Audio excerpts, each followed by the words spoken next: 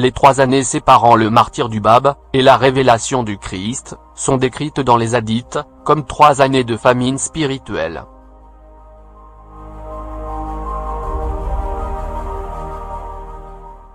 Asma bin Tiassid et Sakan rapporta ces paroles du prophète, paix sur lui, sur l'Antichrist et dit: il y aura avant lui 3 années. Dans la première, le ciel retiendra le tiers de sa pluie, et la terre le tiers de ses plantations. Dans la deuxième, le ciel retiendra les 2 tiers de la pluie, et la terre les 2 tiers de ses plantations. Dans la troisième année, le ciel retiendra toute sa pluie, et la terre toutes ses plantations. Alors tout animal de troupeau périra.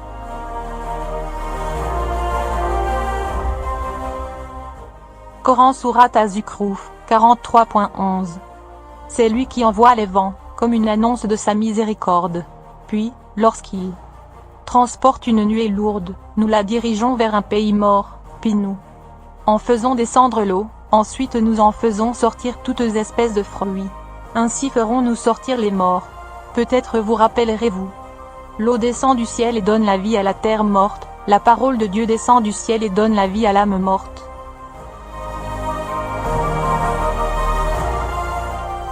L'eau symbolise la nourriture spirituelle. En effet, au Nabi Amos fut inspiré. Voici, les jours viennent, dit le Seigneur, l'Éternel, où j'enverrai la famine dans le pays, non pas la disette du pain et la soif de l'eau, mais la faim et la soif d'entendre les paroles de l'Éternel. Selon les mots de la Torah révélés à Moïse. L'homme ne vit pas de pain seulement, mais l'homme vit de tout ce qui sort de la bouche de l'Éternel.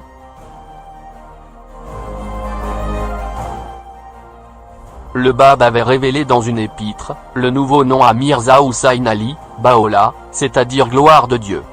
Et à Mirza Yahya, son demi-frère, Soubiazal c'est-à-dire, matin d'éternité, et a désigné celui-ci, le chef des Babis, afin de préserver l'anonymat de Baola contre ses futurs ennemis internes et externes avant son apparition en 1863.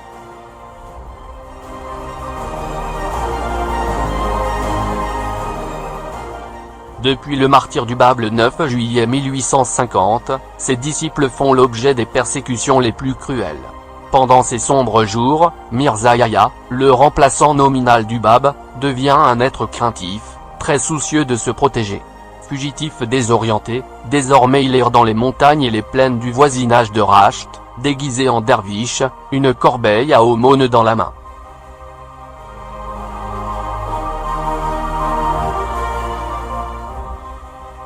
Durant ces 3 dernières années, la communauté a connu de grandes souffrances et un manque de guidance spirituelle, que Mirza Yahya ne pouvait lui assurer.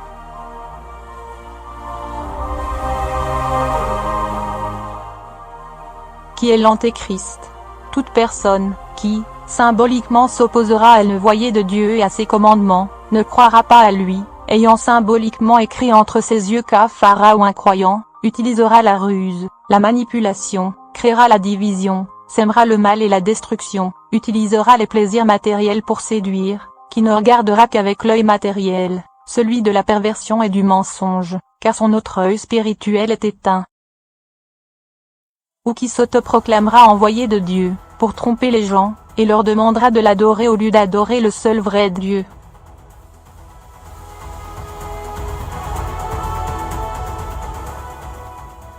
Un converti, si Muhammadi Isfahani était un homme corrompu disparant, empreint d'une grande ambition personnelle, poussa Mirza Yahya à travers la manipulation et la ruse à s'opposer à son frère Baola.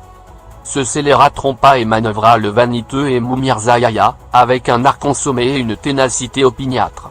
Baola le désignera plus tard, comme celui qui a égaré Mirza Yahya. Mirza Yahya va se dévoiler en tant qu'antéchrist, en prétendant être le Christ.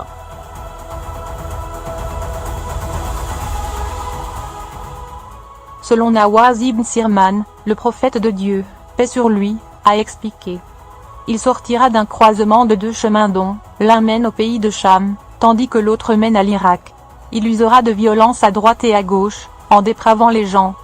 Ô serviteurs de Dieu, soyez fermes. Nous verrons historiquement l'accomplissement de cette prophétie.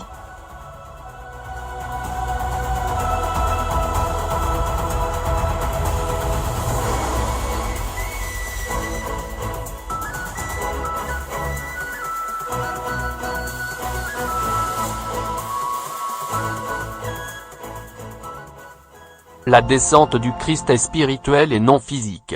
C'est l'Esprit Saint qui se manifestait à travers la bouche de Jésus-Christ et qui a promis de revenir.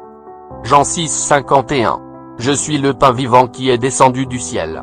Si quelqu'un mange de ce pain, il vivra éternellement.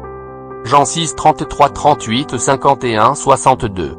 Car le pain de Dieu, c'est celui qui descend du ciel et qui donne la vie au monde.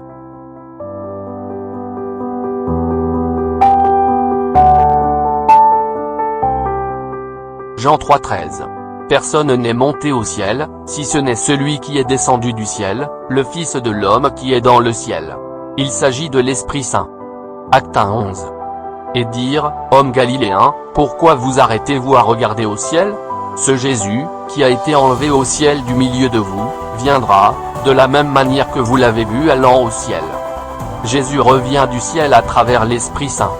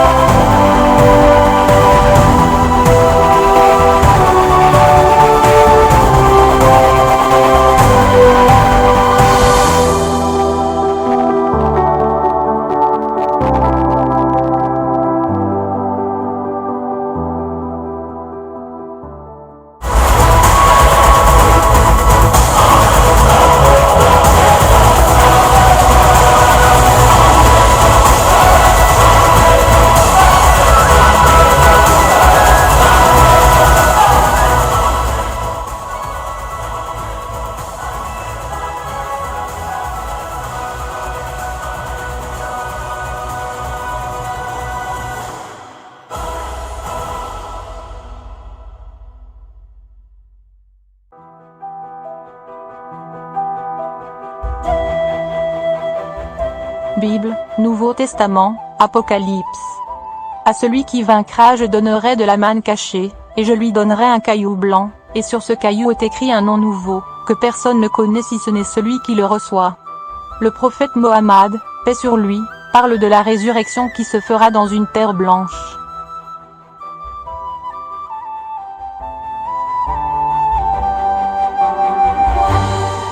Bible, Nouveau Testament, Apocalypse. Celui qui vaincra, je ferai de lui une colonne dans le temple de mon Dieu, et il n'en sortira plus, j'écrirai sur lui le nom de mon Dieu, et le nom de la ville de mon Dieu, de la nouvelle Jérusalem qui descend du ciel d'auprès de mon Dieu, et mon nom nouveau.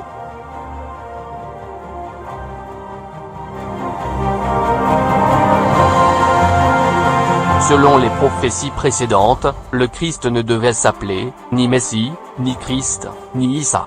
Il va recevoir un nom nouveau, et porter un des noms de Dieu dans son nom. Probablement, ce sera le nom suprême de Dieu qui est resté caché et ne devait être dévoilé qu'à la fin des temps. Ce nom est également lié à une cité céleste Jérusalem qui veut dire Salem ou paix. C'est la révélation que recevra le Christ pour bâtir la paix et la justice sur terre.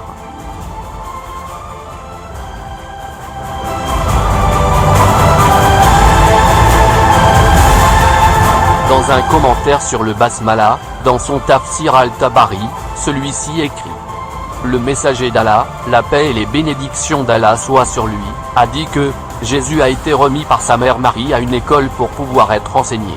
Le professeur lui dit: écris bisme, au nom d'eux. Et Jésus lui dit: qu'est-ce que bisme? Le professeur dit: je ne sais pas. Jésus dit: le bas est Baha'u'llah, la gloire de Dieu et sa radiance. Le siné est son sana, sa splendeur. Et le mim est son mamlaka, sa souveraineté.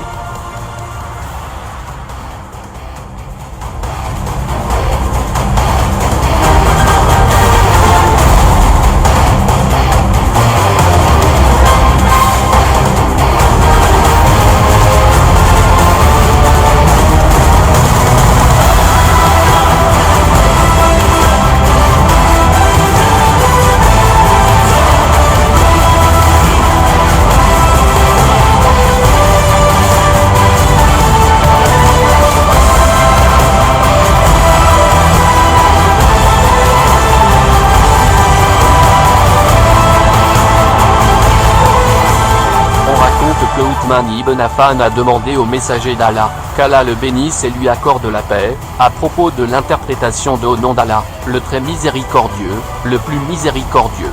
Il a dit, le bas est l'épreuve, Bala, d'Allah, son reflet, son éclat et sa radiance, Ba. Le ciné est la splendeur, Sana, d'Allah. Le mime est le royaume, Mulk, d'Allah.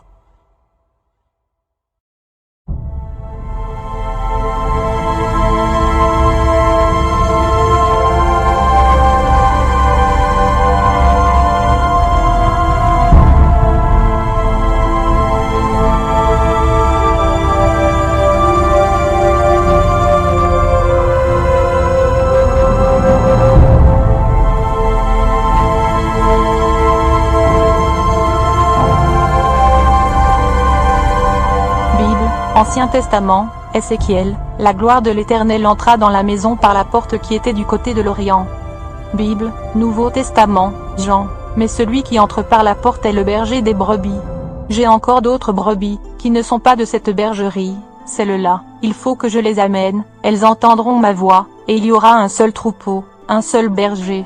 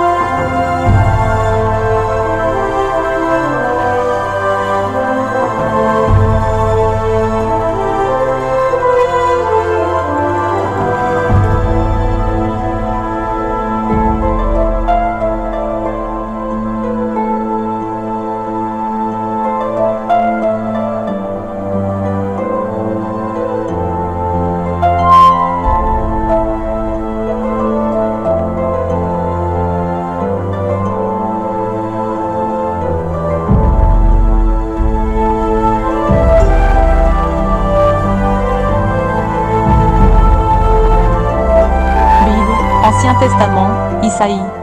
Alors la gloire de l'Éternel sera révélée, et au même instant toute chair la verra, car la bouche de l'Éternel a parlé. Gloire de l'Éternel veut dire Baoula en arabe. Bible, Ancien Testament. Ézéchiel. Et, voici, la gloire du Dieu d'Israël s'avançait de l'Orient. Bible, Nouveau Testament. Matthieu. Car comme l'éclair part de l'Orient, ainsi sera l'avènement du Fils de l'homme.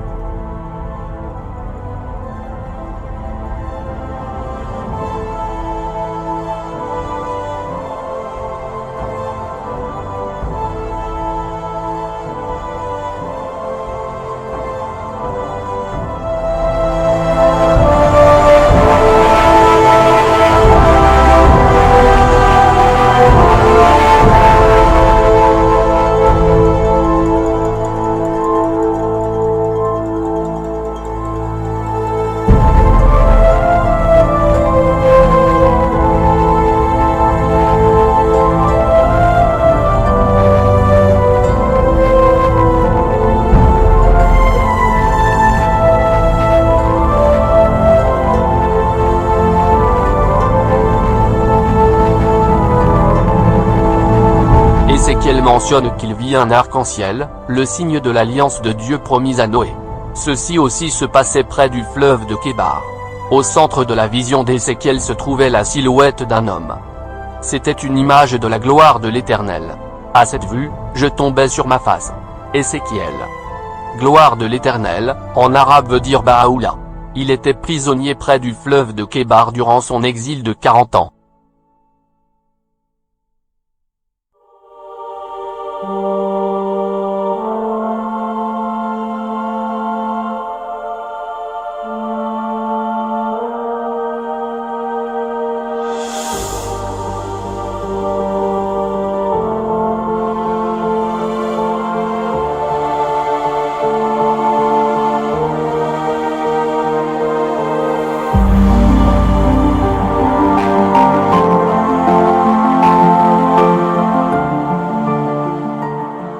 prophéties Hopi.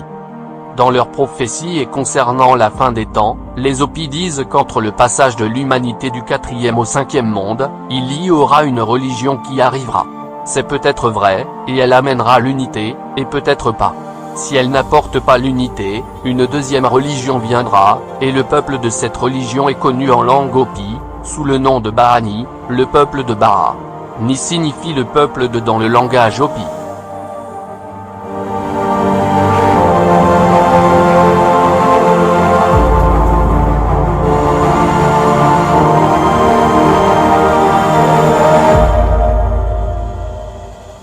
Bible, Ancien Testament.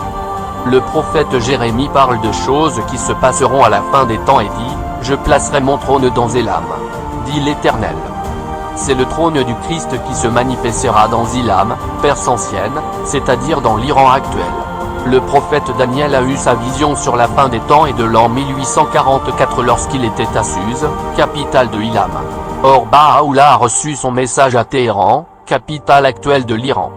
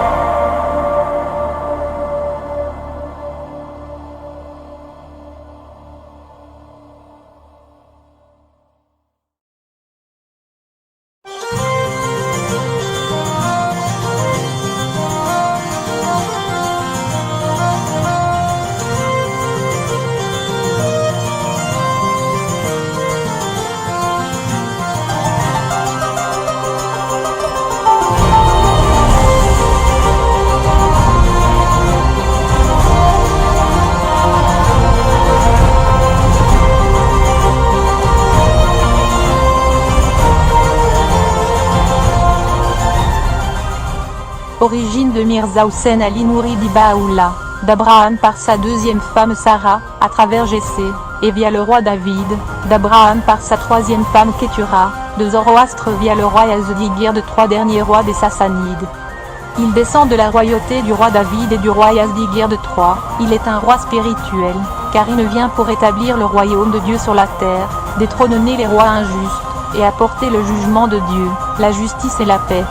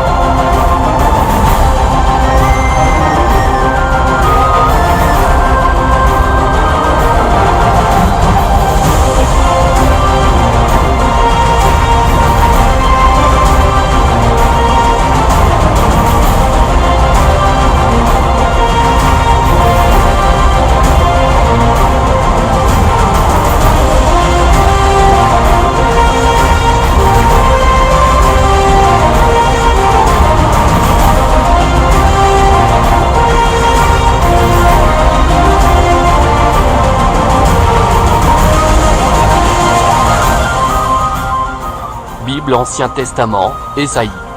Bientôt celui qui courbe sous les fers sera délivré, il ne mourra pas dans la fosse, et son pain ne lui manquera pas. Je suis l'Éternel ton Dieu qui soulève la mer et fait mugir ses flots. L'Éternel des armées est son nom. Je mets mes paroles dans ta bouche et je te couvre de l'ombre de ma main, pour étendre de nouveaux cieux et fonder une nouvelle terre, et pour dire à Sion tu es mon peuple.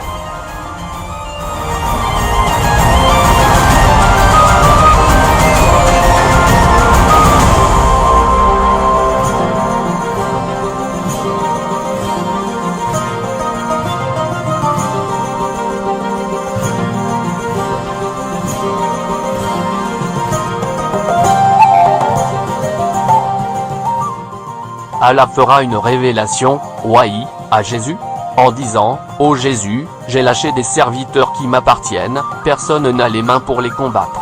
Emmène donc mes serviteurs au mont Sion.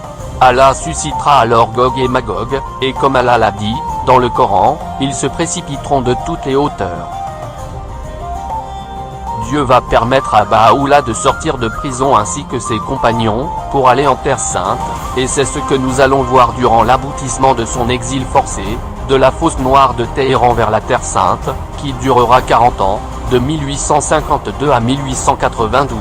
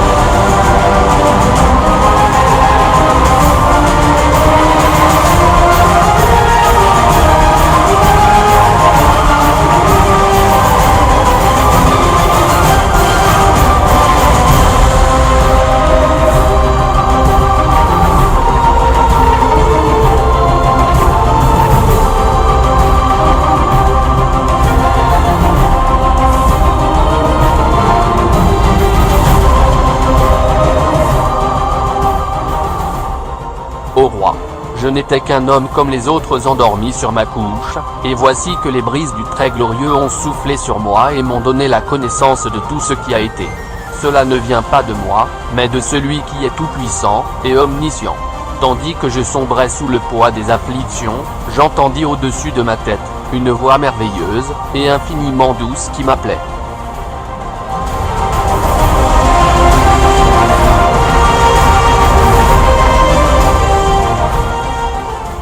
Levant les yeux, j'aperçus une créature virginale, personnification du nom de mon Seigneur, qui flottait dans l'espace devant moi.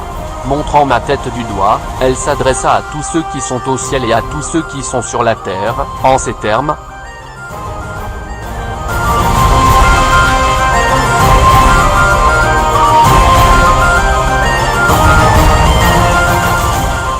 Au nom de Dieu.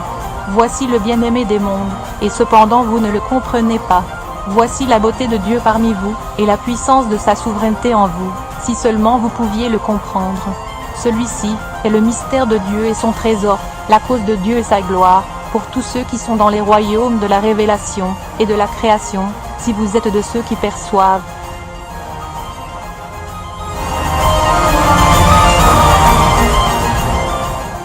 En vérité, nous te rendrons victorieux par toi-même et par ta plume. Ne t'afflige pas à cause de ce qui t'est arrivé et ne sois pas effrayé, car tu es en sécurité. Bientôt Dieu fera paraître les trésors de la terre, des hommes qui t'aideront par toi-même et par ton nom, avec lesquels Dieu a ranimé les cœurs de ceux qui l'ont reconnu.